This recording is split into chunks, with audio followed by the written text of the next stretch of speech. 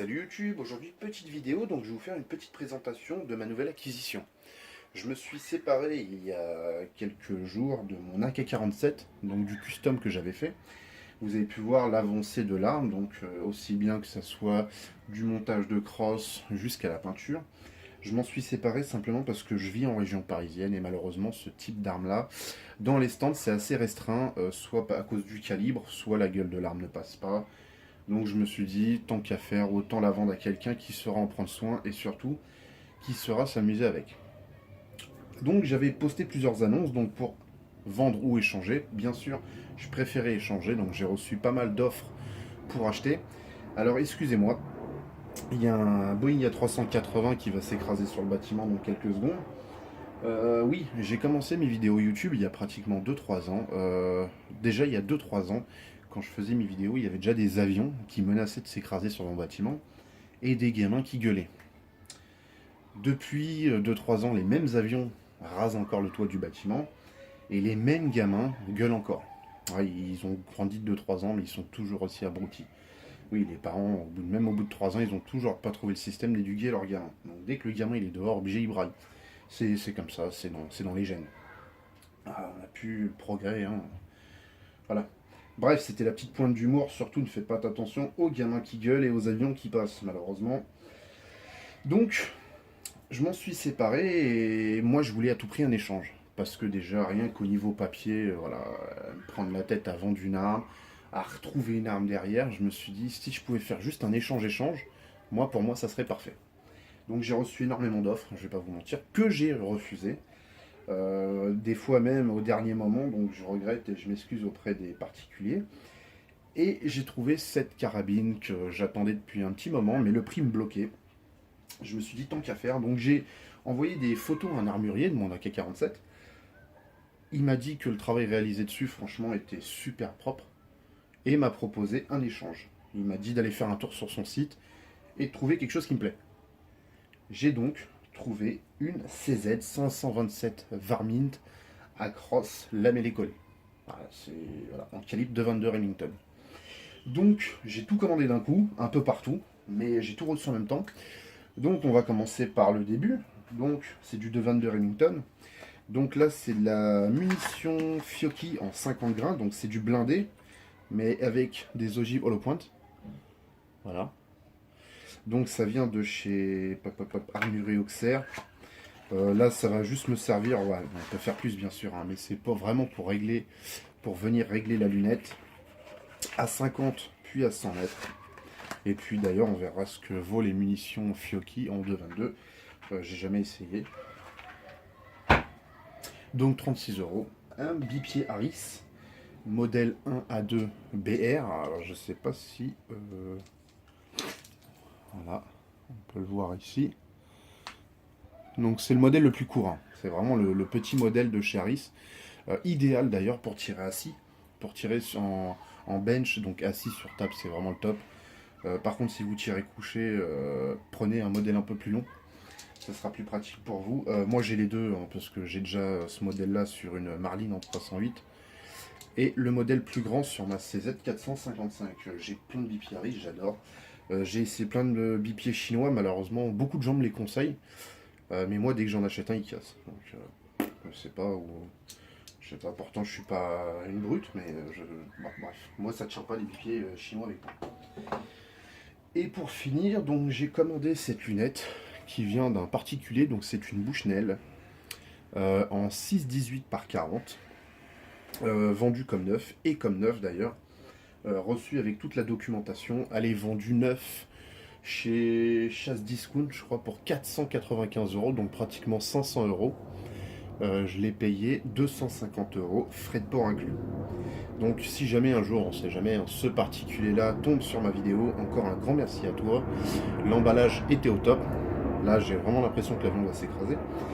Donc emballage vraiment au top, rien à dire, franchement, je suis vraiment content de mon achat, ça ira très bien sur le fusil. Et petite info, c'est des colliers que j'ai achetés chez l'Armurerie Auxerre. Alors ça, on va en parler, les colliers, parce que c'est spécifique à cette arme, hein. Bref, c'est vraiment le défaut de cette arme, on en parlera après. Donc c'est des colliers Sportsmatch de chez RWS, fabriqués en Angleterre. Qu'est-ce que je dis?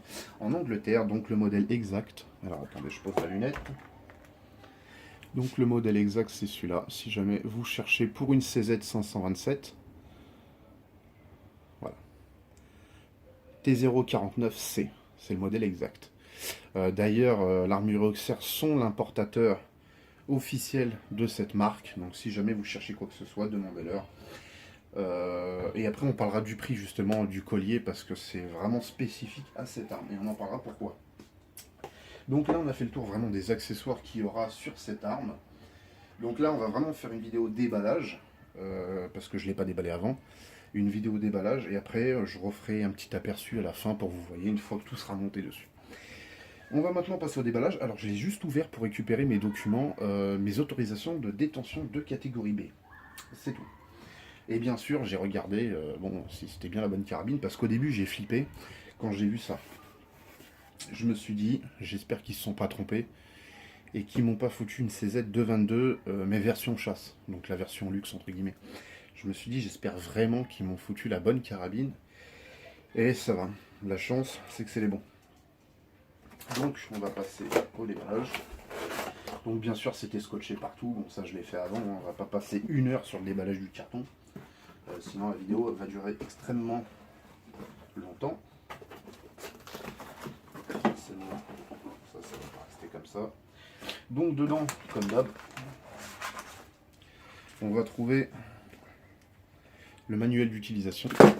C'est pas grave, c'est qu'un bouquin de la CZ 527. Tout ce qui est pour la garantie. Le CD d'utilisation. Et bien sûr, à chaque fois que vous achetez une arme CZ, alors, le petit papier pour dire que l'arme tire droit, elle a été testée, machin. Juste pour dire que ça tire droit maintenant, si elle tire travers, c'est que c'est vous le problème. Donc, hop, ça on met de côté et on passe au déballage. Juste ici, on va y trouver notre culasse, assez bien emballée. On s'en fout, on va foutre ça à côté. Donc c'est une culasse type Moser. Donc pour ceux qui ont un Moser 98K par exemple, c'est exactement pareil. Alors petite mise au point, c'est exactement pareil. En version un peu plus petite, mais c'est vraiment pareil avec la tête, avec l'extracteur qui se trouve juste là. C'est vraiment une copie de la culasse de Moser 98K. Pourquoi? Simplement parce que c'est un système qui a été fabriqué il y a plus de 100 ans, qui fonctionne encore. J'ai envie de dire pourquoi changer. Quand ça fonctionne, on ne change pas. Ça évite de fabriquer des nouveaux systèmes qui ne fonctionnent pas. Et après on a des plaintes des clients. Là au moins tout fonctionne, c'est parfait. On va maintenant passer au déballage. Parce que ça fait déjà quand même, c'est pas pour dire, mais 8 minutes qu'on parle. Il y a un moment qu'on va peut-être passer au déballage du flingue.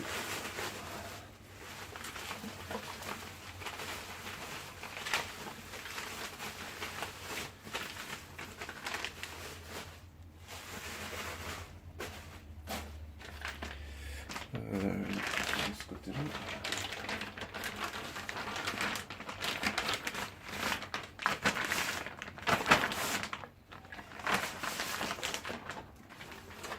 Alors, hop, je vais juste retirer le carton, ça sera plus pratique.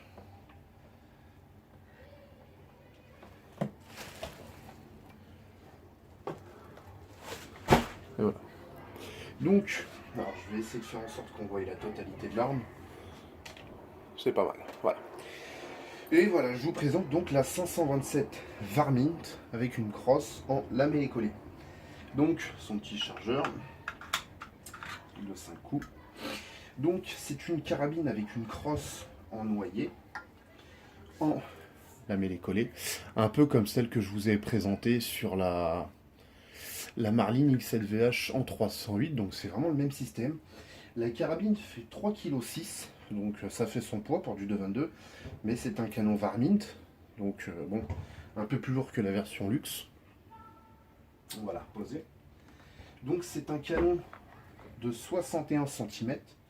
Là c'est la version 2016. Quand je dis 2016, pour ceux qui ont une CZ 527 d'ailleurs, normalement vous, le boîtier ainsi que le canon doit être noir brillant, bronzage. Là, c'est du noir mat, du noir mat. C'est la version 2016. Voilà, c'est l'armurier qui me l'a précisé. Il m'a demandé si ça me dérangeait pas, je dis non. Il m'a dit c'est la dernière version que eux ils ont reçue. J'ai dit c'est parfait, tant que moi c'est neuf, ça me convient. Ils auraient pas eu ce modèle et l'autre, j'aurais pris l'autre, hein, j'aurais pas fait le difficile. Équipé d'un canon flottant, alors on va faire le test. Donc le canon flottant c'est simple, vous prenez une feuille. Alors c'est pas ce qui est le plus pratique, hein, parce que il faut tenir la carabine d'un côté, forcément. Alors, et voilà. Donc le canon, on touche le boîtier, donc le canon. Voilà. C'est pas facile d'une main, mais le canon est flottant, entièrement flottant. Du boîtier jusqu'au bout de la crosse, entièrement flottant. Il n'y a pas de triche, je viens de le faire en vidéo. Voilà. Après, donc c'est un canon flottant équipé, donc la détente c'est une détente Sketcher. Donc soit vous tirez normalement, donc avec une détente réglée à plus ou moins 2 kg, 2,5 kg. Mais une fois que vous l'activez en avant, la détente descend à environ 300 grammes. Donc on s'approche d'une détente match.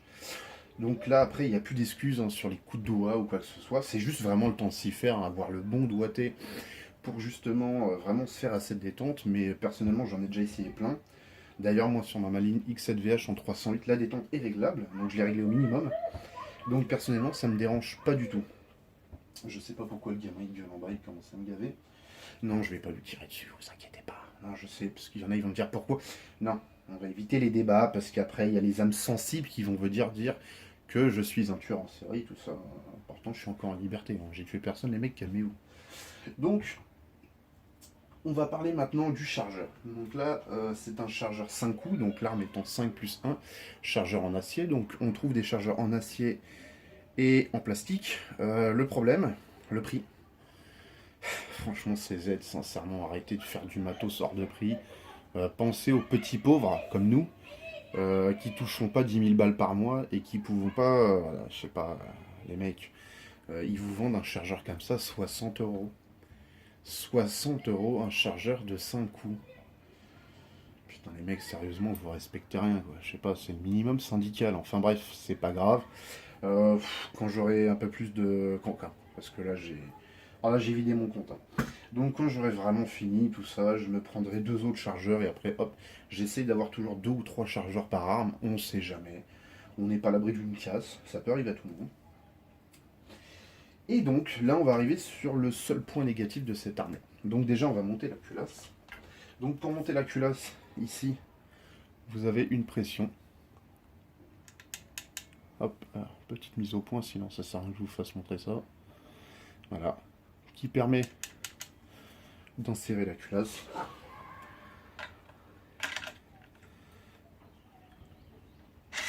Voilà.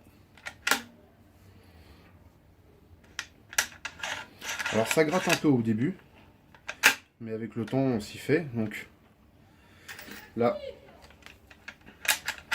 quand l'arme est chargée, on peut mettre notre sécurité. Alors toujours obligé de faire la petite mise au point.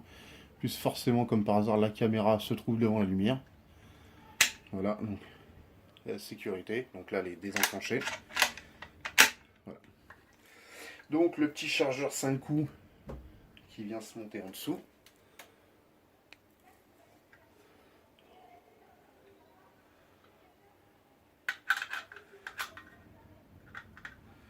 Hop.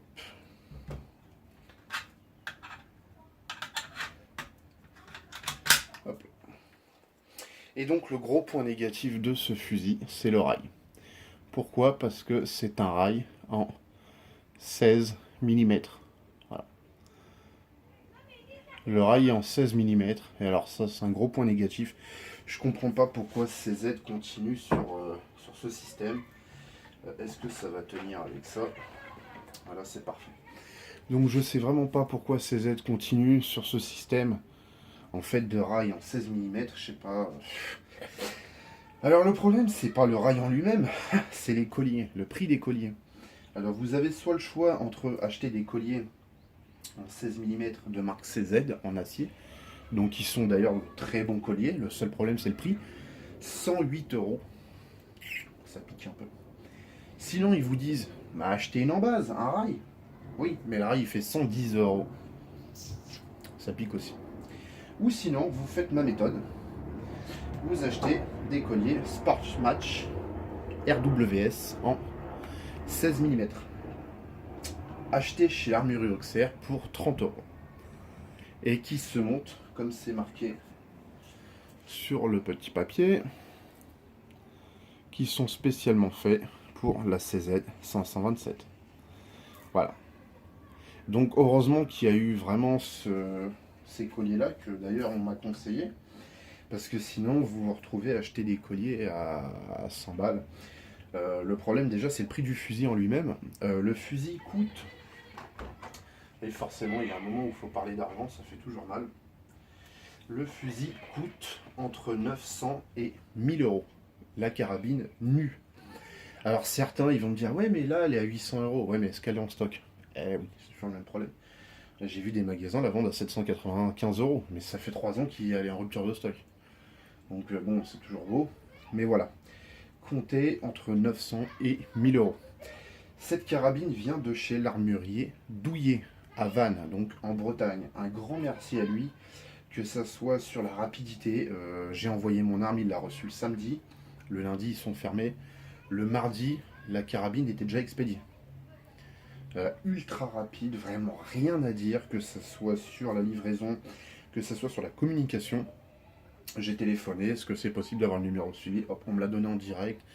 N'importe quoi, vous avez besoin d'un renseignement, vous envoyez un mail, ils vous répondent dans la journée, vous téléphonez, ils vous répondent, vous avez besoin de n'importe quel conseil, ils vous répondent toujours. Ça fait énormément plaisir, parce que malheureusement, tous les armuriers ne sont pas aussi compétents, et n'ont pas aussi ce service du client.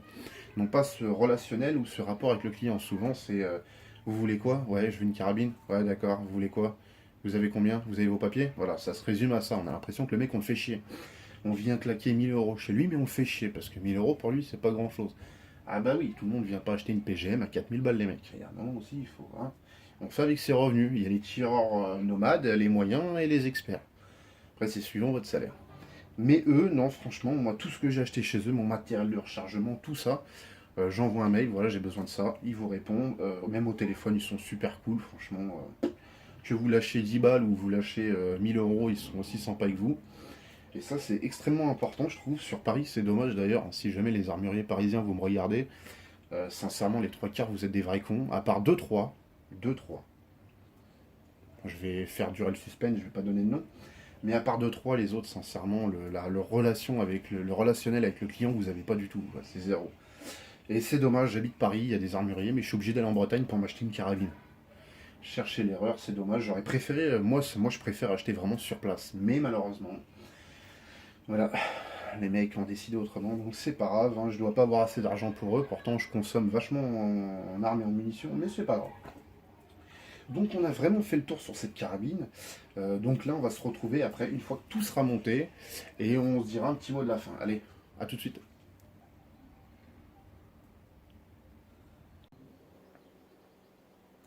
Donc voilà, une fois monté. Donc là, on se retrouve avec le bipiaris monté, les colliers et la lunette, et donc vous pouvez constater du résultat. Donc moi, personnellement, je suis complètement satisfait. Euh, Je suis pressé d'aller voir ce qu'elle a dans le ventre. J'ai vu des résultats d'autres tireurs confirmés. Sincèrement, ça présage que du bon.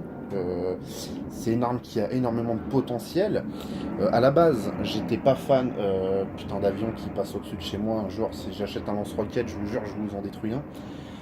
Putain, et franchement, la France, elle est pas assez grande. Faut qu'il passe vraiment au-dessus du bâtiment, limite au-dessus de la fenêtre. Quoi. C'est hallucinant. Donc, le 2,22, à la base, j'étais vraiment pas fan de ce calibre-là. Mais des gens ont réussi à me convaincre du potentiel de ce calibre jusqu'à 300 mètres. Donc de 0 à 300 mètres, c'est une arme redoutable. Je parle au niveau... alors attention, on va pas parler niveau dégâts, bon, même si ça tue quelqu'un, mais à la base, moi je m'en fous, je suis pas là pour ça. Mais niveau précision, le 2,22 est excellent. D'ailleurs, il détient énormément de records. Le problème, c'est dépasser les 300 mètres. Le problème, ça va être au niveau du vent et de la pluie. Au niveau du climat, vu on part sur une ogive de 50 voire 55 grains, le problème, bah, ça va être le moindre coup de vent, on est dehors. Donc voilà, donc dans l'ensemble, j'espère que cette petite vidéo vous aura plu. Bien sûr, il y aura des essais en live, que ça soit à 50. Non, peut-être pas 50. 50, ça sera vraiment pour le réglage de la lunette, quoique je ferai peut-être une vidéo. On fera une vidéo à 100, 200 et 300 mètres. Alors après, les résultats dépendront du tireur. Peut-être qu'à 300 mètres, je ferai de la bip. Mais c'est pas l'arme le problème, c'est plus le tireur. Souvent, les gens incriminent l'arme, mais souvent, c'est le tireur qui est derrière qui est mauvais. Voilà. Moi, je suis un tireur lambda, je suis ni mauvais, ni le meilleur tireur d'élite du monde. Mais je me débrouille, voilà, donc on fera les tests. On essaiera bien sûr, comme j'ai fait avec la Marlin X7VH, plusieurs tests de munitions. Là, j'ai pris de la Fiocchi en 50 grains, mais on testera autre chose. Voilà, faut vraiment voir. Et à la fin, une fois que j'aurai les outils en 2.22, on passera au rechargement et on verra ce qu'on peut faire. Encore là, ça sera vraiment autre chose. Donc voilà, donc j'espère que cette vidéo qui malheureusement devait être courte, mais qui ne l'est pas comme à chaque fois. Bonjour, une petite vidéo forcément qui dure un quart d'heure. Donc j'espère que ça vous aura plu, surtout n'hésitez pas. Si vous avez la moindre question, normalement il ne devrait pas y en avoir, parce que je pense avoir répondu à tout et avoir fait le tour de tous les accessoires, ainsi que des prix, de où ça a été acheté. Donc si vraiment vous me posez la question, c'est soit vous n'avez pas regardé la vidéo, ou soit je suis sénile, ou alors j'ai Alzheimer, mais je m'en rends pas compte. Voilà. Donc sur ce, je vais vous laisser. Comme d'habitude, hein, je demande pas de mettre un j'aime, hein, je vous force pas. Moi, si je fais une vidéo, c'est vraiment pour présenter l'objet. Après, je force personne à aimer mes vidéos. Voilà. Allez, ciao à tout le monde et bon tir!